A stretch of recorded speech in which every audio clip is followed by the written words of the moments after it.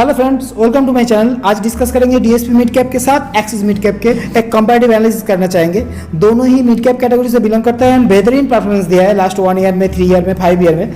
लेकिन फिर भी दोनों का पोर्टफोलियो एलोकेशन डिफरेंट है, दोनों का फंड मैनेजमेंट स्टाइल डिफरेंट है। वो हम डिटेल में डिस्कस करेंगे आके। पहले क्या करेंगे, पहले दोनों फंड की परफॉर्मेंस को ओवरलैप करके चेक कर लेंगे। फिर दोनों का बेंचमार्क अलग है, बेंचमार्क कंपैरिजन करेंगे। फिर पोर्टफोलियो के अंदर घुसेंगे, पोर्टफोलियो देखेंगे, पोर्टफोलियो से जो डेटा निकलता है PE PB and risk ratio उसको देखेंगे। अंत में ओवरलैपिंग इशू को भी एड्रेस करना चाहेंगे। सो देखते हैं DSP mid cap versus axis mid cap. पहले फंड वर्सेस फंड, फिर देखेंगे फंड वर्सेस उसका बेंचमार्क। सो 1 ईयर में दोनों फंड की परफॉर्मेंस सिमिलर है, 3 ईयर में एक्सिस आगे है।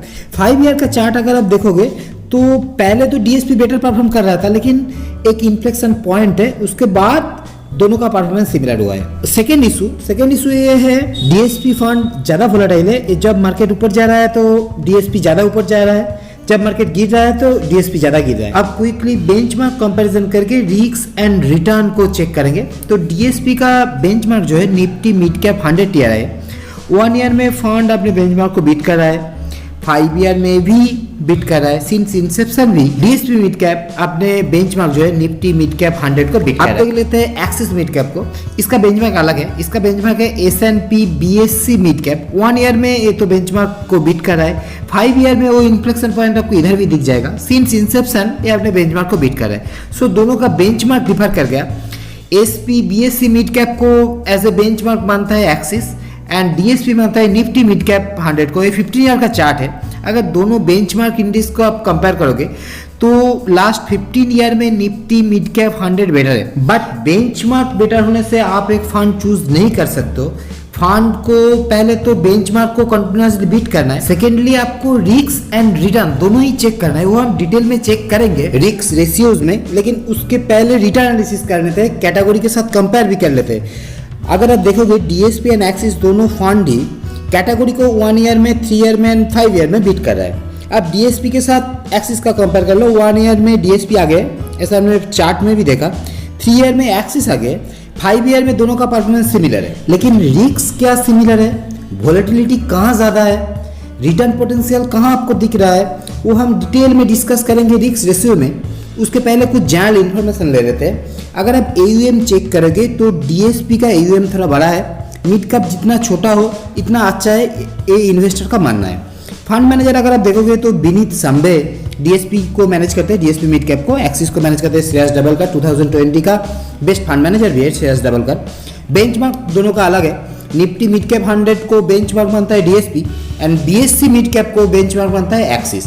वैल्यू रिसर्च दोनों फंड को ही 5 स्टार रैंक दिया है, लेकिन क्रिसिल डीएसपी को 4 स्टार रैंक दिया है, एक्सिस को 5 स्टार रैंक दिया है। Expense ratio DSP mid cap का ज्यादा है, लेकिन टर्नओवर एक्सिस का ज्यादा है। ये श्रेयस डबलकर का एक फंड मैनेजमेंट स्टाइल आप कह सकते हो। लेकिन पिछले वीडियो में पीजीआई मिड कैप के साथ जब एक्सिस का कंपेयर किया तो डेटा कुछ अलग निकल रहा था। वो आप देख सकते हो, पीजीआईएम भी एक आउट परफॉर्मिंग फंड है।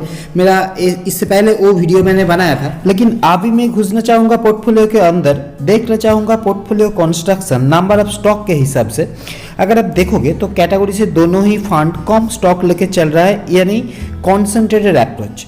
आप टॉप 5 टॉप 10 के कंपेयर करोगे कैटेगरी के साथ तो कॉन्सेंट्रेशन कैटेगरी के आसपास ही है। लेकिन पीईपीबी अगर आप चेक करोगे तो डीएसपी का वैल्यूएशन थोड़ा कम है एक्सिस के कंपैरिजन में। पीईपीबी दोनों ही डीएसपी का कम है। तो एक्सिस एक कॉस्टली फंड है एंड डीएसपी एक चीप फंड है कंपैरेटिवली। लेकिन सस्ता फंड होने से आप एक फंड चूज नहीं कर सकते हो। आपको देखना होगा रिस्क, रिटर्न एंड वोलेटिलिटी, ये सबको आपको चेक करना है। तो चेक करते हैं रिस्क रेशियो में। मीन अगर आप देखोगे, मीन यानी एवरेज रिटर्न, तो एक्सिस आगे है, कैटेगरी से दोनों ही बेटर है। एचडी बीटा जो इंडिकेटर है वोलेटिलिटी का, इधर इन्वेस्टर का मानना है अगर मीन सेम आ रहा है तो लोअर वोलेटिलिटी बेटर है। लेकिन एक्सिस को देखो, ये लोअर वोलेटिलिटी के साथ आपको मीन ज्यादा दे रहा है। अगर आप डीएसपी को देख रहे हो तो इसका एचडीएन बीटा ज्यादा है, तो ये फंड ज्यादा वोलेटाइल है। वही आपको 1 ईयर के चार्ट में दिख रहा था। आप शार्प और अल्फा को देख लेते हैं। शार्प और अल्फा पे हायर रिस्क बेटर होता है। शार्प कहता है आपका फंड रिटर्न जनरेट करने के लिए कितना रिस्क ले रहा है, हायर इज बेटर, तो axis mid cap better. Alpha कहता है अगर आपका बेंचमार्क 0 रिटर्न देगा तो आपका फंड कितना रिटर्न जनरेट कर सकता है।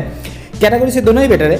कंपैरेटिवली एक्सिस आगे है। सो डीएसपी एक मोर कॉन्सेंट्रेटेड नंबर ऑफ स्टॉक देखो एंड मोर वोलेटाइल एसटीपीटा देखो, एक फंड है जिसका वैल्यूएशन भी कम है पीईपी भी, लेकिन ये फंड फिर भी इसका एवरेज रिटर्न मीन कम है एक्सिस के कंपैरिजन में। लेकिन एक्सिस मिड कैप एक लोअर वोलेटिलिटी के साथ आपको ज़्यादा मीन दे रहा है। इसका अप्रोच भी थोड़ा डाइवर्सिफाइड है, लेकिन फंड थोड़ा कॉस्टली है, वैल्यूएशन थोड़ा हाई है।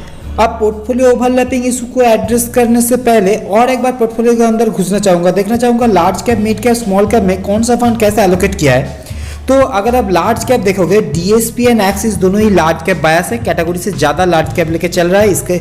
इसका मतलब है defensive approach. Mid and small को एक साथ देखो, दोनों का ही mid and small exposure category से कम है।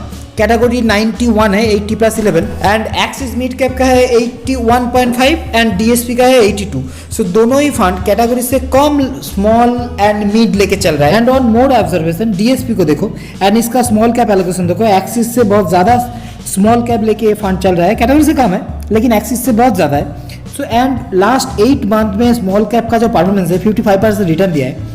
तो इसीलिए लास्ट 1 ईयर में जो रिटर्न डिफरेंस आपको दिख रहा है डीएसपी एक्सिस के बीच, वो 1% रिटर्न, डीएसपी का 1% ज़्यादा है। वो 1% रिटर्न ज़्यादा इसीलिए है क्योंकि इसका स्मॉल कैप एलोकेशन ज़्यादा है। आप पोर्टफोलियो ओवरलैपिंग इशू के ऊपर कॉन्सेंट्रेट करना चाहेंगे। इन्वेस्टर चाहते हैं डाइवर्सिफिकेशन, इसीलिए वो ऐसे पोर्टफोलियो चूज करता है, ऐसा फंड चूज करता है जहाँ डाइवर्सिफिकेशन मैक्सिमम हो पाए, ओवरलैपिंग ना हो। तो इसको दिमाग में रख के एक पोर्टफोलियो क्रिएट करना होगा। And DSP mid cap, axis mid cap दोनों का परफॉर्मेंस सिमिलर है, मिड कैप कैटेगरी से दोनों ही बिलोंग करते हैं, तो ओवरलैपिंग कॉमन है। लेकिन फिर भी अगर आप देखोगे तो दोनों के पास कुछ कॉमन स्टॉक है, जैसा कि Ipca laboratory, Cholamandalam, Balkrishna industry, Supreme industry, Bata, Voltas करके। एंड इसके अंदर 2 to 5% ओवरलैपिंग भी है। टोटल अगर आप देखोगे ओवरऑल 19 स्टॉक कॉमन स्टॉक है। एक्सिस के पोर्टफोलियो में 48 स्टॉक है एंड डीएसपी का 45 स्टॉक है, उसमें से 19 स्टॉक कॉमन है एंड टोटल 35% ओवरऑल पोर्टफोलियो आपका ओवरलैपिंग है। अब चीज़ों को सम अप करना चाहेंगे, axis mid cap and DSP mid cap दोनों ही लार्ज कैप बायस डिफेंसिव अप्रोच के साथ चल रहा है एंड दोनों का portfolio concentration similar kind of है।